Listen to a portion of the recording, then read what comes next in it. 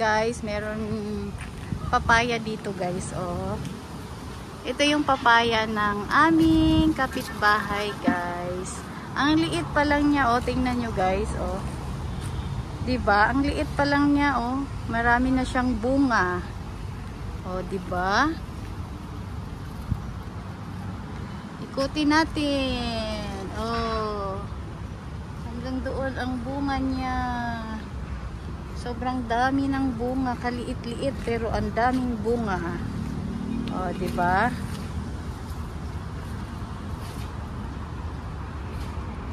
Yun ang sinasabi guys, na maliit pa lang siya, marami na siyang blessing na binigay, marami na siyang bunga. Ito, oh, hinog na siya guys. Binalot ito para hindi anuhan ng insekto, hindi kagat-kagatin. Yan siya. Ang daming bunga. Ito, hinog na rin siya, oh. May dilaw-dilaw na rin siya. Ayan. Oh, diba? Dami niyang bunga, guys. Nagla-live ka pa rin? Hindi po. Ito, hinog na rin, oh.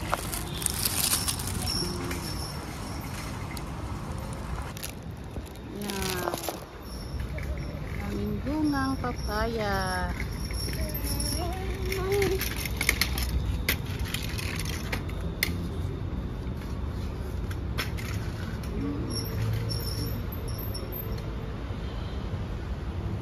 So ito guys, kulang na lang ay chicken. Oh, 'di ba? Hinog na rin ito, oh. Yan.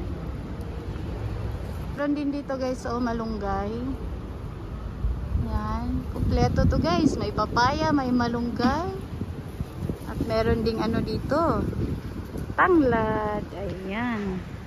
So may tanglad siya guys. Ang kulang na lang talaga ay manok. At pwede na magtinulang manok. Ayan. Meron din silang puno ng saging. Diba? Ang daming malunggay.